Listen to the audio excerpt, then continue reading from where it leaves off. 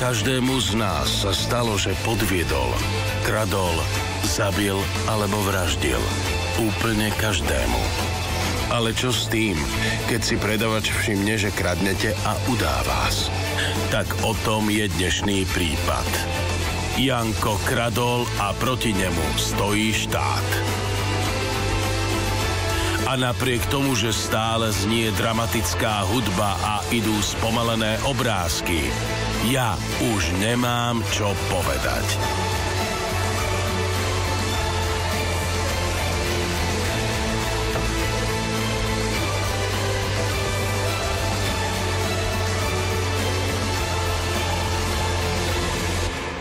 Ďakujem. Posaďte sa. Vážení prítomní, vaša eminencia, vaša magnificencia, vaša honorabilita, vaša patedla. Neskôr otváram prípad Janko versus štát podľa paragrafu 38 zákona 55, hlava 22, číslo 5. Žije, sám doma 2, 7 statočných. Čo hovorí obžaloba? Prosím. Tak, vážená stolica, prípad vidíme takto. Dvojvodka. Je nad mesiac, jasné. Nad slnko. Presne. Prosím? Hovorí sa nad slnko, jasné, Štefan. Tomáš, nerozťahujme to. Pozri sa.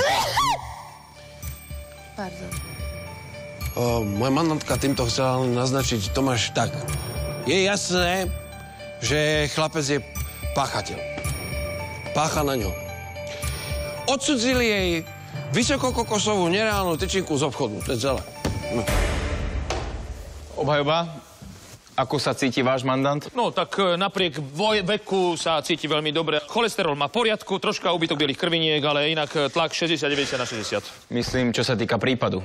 Aha, áno, môj mandant sa cíti vinný, chce napraviť túto chybu a samozrejme chce dotyčnú tyčinku vyvrátiť. Stop, moment. Zamieta sa.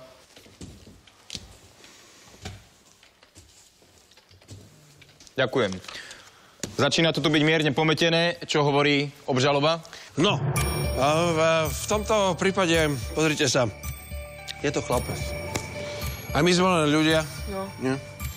A myslíme si, že ale aj chlapec musí dodržiavať zákony tohto štátu. Inak nejde. No aj my sme boli deti, ale presne tak. potiaľ. Bohužiaľ, prišiel na krta mráz. Na psa mráz. Presne tak. A myslím si, že by bolo veľmi vhodné, keby sa chlapec mojej mandantke ospravedlnil. Najlepšie niekde v spravodajstve, v hlavnom vysielacom čase. A keby ušli zisk, ktorý mojej mandantke ušiel, vďaka nemu nahradil. Konkrétne sa jedná o sumu 90 centov. Povedzme. Plus HDP. PHD, MHD, DPOH, neviem. Takže v duchu oko za okno, zub za ním. Čo hovorí obhajoba? Áno. Áno, môj mandant súhlasí. No. Rozsudok. Vážení prítomní, keďže náš právny systém nám ukladá povinnosť starať sa o morálne kvality našich občanov a taktiež nám ukladá za povinnosť prevenciu pred trestnou činnosťou, preto sa pýtam, ak dnes Janko ukradne tyčinku, čo to bude o 10 rokov? Automobil? Vylúpi banku? Chatu? Námietka, pane. Zamieta sa. Prístrešok? Fondy? Kategorické nie. Menej republiky. Ako výstrahu pre všetky budúce generácie, ktoré by chceli kradnúť a bezdôvodne sa obohaťovať, odsudzujem tu prítomného chlapca Janka na trest smrti obesením. Ale pane... Vás takisto, pretože obhajujete zlo Ježiš, preboha, ale to zase takto, to zase nepreháňajme, no veď to je len jedna tyčinka, no. Len tyčinka za 70 centov. Za 70 centov, prosím, vláčiť úbohého chlapca po súdoch, dívať sa na hladné detské očka a ešte ho vláčiť po justícii. Špagát! Štefan, ty kam ideš? Ja viem, ja sám. A pre vás, ktorí zavoláte hneď, máme praktický tlček Titanius za 90 centov.